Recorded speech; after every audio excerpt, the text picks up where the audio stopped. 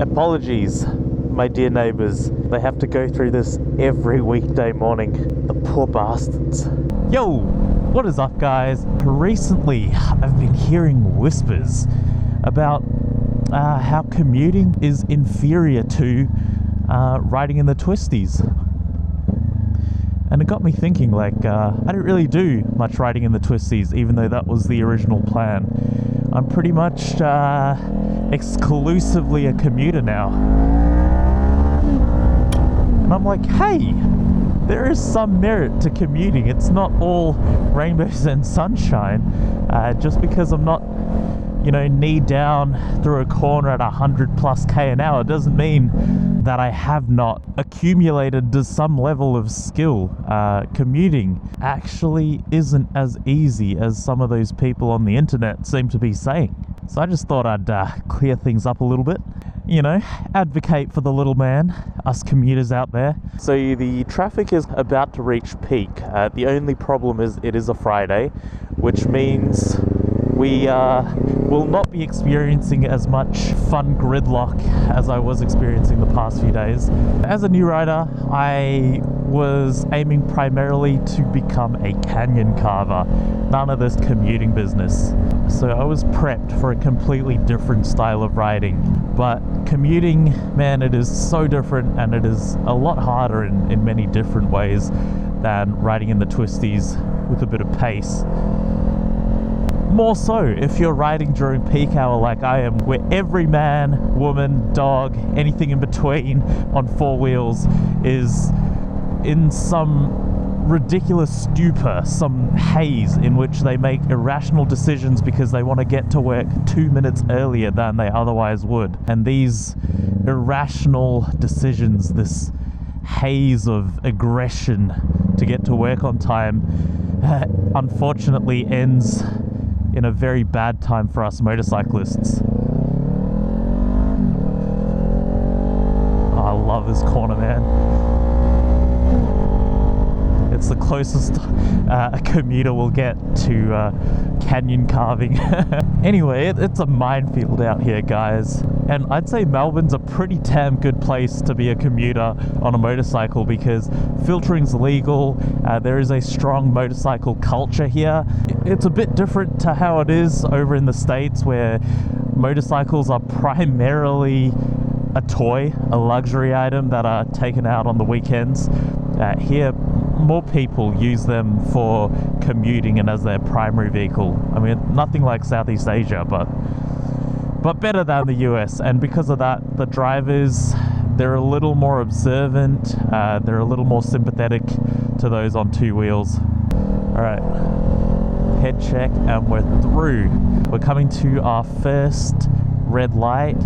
I probably chose the wrong side because of this f***ing truck. You know what I'll do? I'll switch lanes. I'm going to switch filtering lanes. So we have to head check to make sure no other riders are coming. And then feed up, clutch control, throttle control, brake control, and we're through. Visor's fogging up. You got to get that up real quick. Now, you guys hear me talk about the Ninja 400 mirrors all the time, but for those of you who are new to the channel, I fold these in because, God, they are horrendous when it comes to lane filtering. The mirrors are nice, big, and wide, which offers plenty of visibility, but unfortunately it makes filtering a tricky business. When I come to those lights, or when the traffic is stop-start, there's a lot of low-speed maneuvering required, and if you're a biker, you'll actually realize how hard that is. That's harder than just moving at 60 k an hour, because physics isn't on your side. You're not just propelled forward, staying upright thanks to your momentum and your velocity. You're kind of having to battle those elements on your own using the clutch, the throttle, and the brake, and you're in a very tight, narrow corridor to filter in. You're not, you don't want to be hitting mirrors or other cars. And then to top it off, in that tight, narrow corridor, you have lots of potholes, you have these white lines which become slip and slides in the wet, you have different gradients where the road's kind of forming peaks, so your front tire gets thrown side to side and it's so easy to lose balance. and you can't really avoid any of these because of how narrow that corridor is.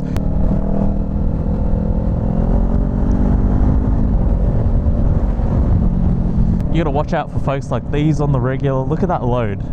Like, I've heard cops in Victoria are pretty strict about securing your load, but all it takes is for one absolute dimwit to not tie something down properly. That was the hardest portion. So if this wasn't a Friday, like, you know, for example, yesterday I rode down here at this time, it was chock-a-block, like it was completely packed, so you kind of have to filter through. And the thing is, it's skinny compared to the rest of my commute, so the filtering is not easy at all. I actually see many other motorcyclists stopped and waiting instead of filtering because it's actually difficult unless you're on a slick little sports bike like myself. Alright, here we go. Down, we got my visor up. We got to be ready to brake at a moment's notice in case one of these cars decide to cut. The wing mirrors here are close together, so you got to be careful.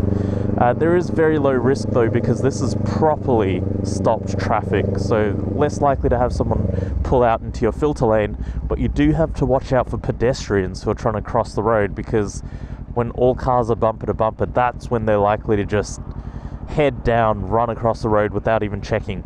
I get it, like as a pedestrian myself, I've done that. You don't really think about these things until you start riding a bike, but as a commuter, you gotta watch out for those, because at the end of the day, it's kind of your responsibility. There you have it. Commuting is a completely different ball game to riding in the twisties, but that does not make it less nor more.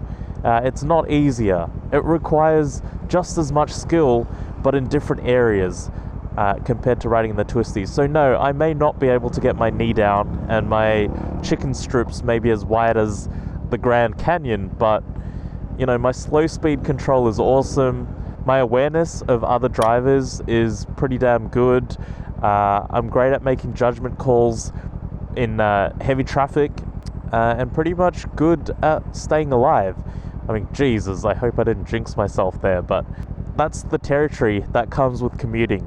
So I wouldn't say it's better, it's worse, it's just different, man. And people fail to recognize that the amount of work, the amount of effort, the amount of concentration, and dare I say it, skill that's required to navigate this minefield that is gridlock traffic during peak hour. It shouldn't be understated. Well, there you have it, guys. I hope you enjoyed the video. Remember to like, comment, and subscribe if you haven't already, and I will catch you on the next one.